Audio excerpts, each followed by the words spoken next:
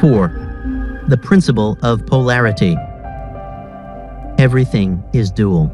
Everything has poles. Everything has its pair of opposites. Like and unlike are the same.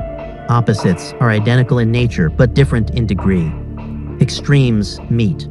All truths are but half-truths. All paradoxes must be reconciled. The Kybalion.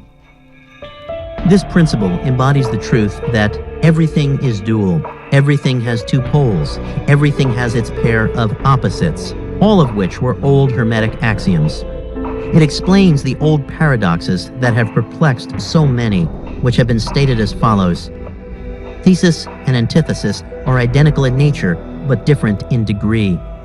Opposites are the same, differing only in degree. The pairs of opposites may be reconciled. Extremes meet.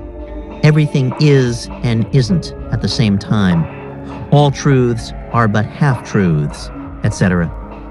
It explains that in everything there are two poles or opposite aspects, and that opposites are really only the two extremes of the same thing, with many varying degrees between them. To illustrate, heat and cold, although opposites, are really the same thing, the differences consisting merely of degrees. Look at your thermometer and see if you can discover where heat terminates and cold begins. There is no such thing as absolute heat or absolute cold. The two terms simply indicate varying degrees of the same thing, and that same thing that manifests as heat and cold is merely a form, variety, and rate of vibration. The same principle manifests in the case of light and darkness, which are the same thing, the difference consisting of varying degrees between the two poles of the phenomena. What is the difference between large and small, between hard and soft, between black and white, between sharp and dull, between noise and quiet, between high and low, between positive and negative? The principle of polarity explains these paradoxes, and no other principle can supersede it. The same principle operates on the material plane.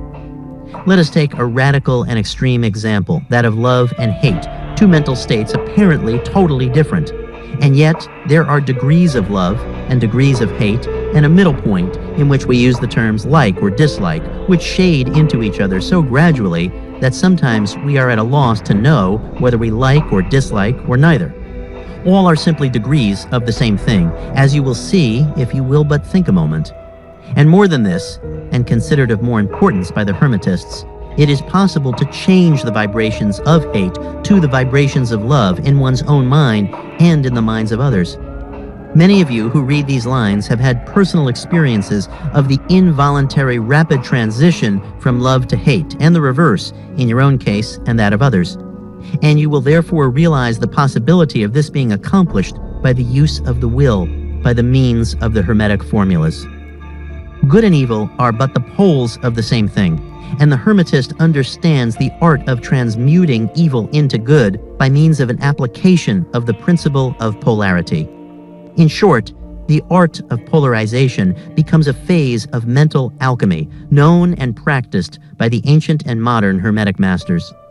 An understanding of the principle will enable one to change his own polarity as well as that of others, if he will devote the time and study necessary to master the art.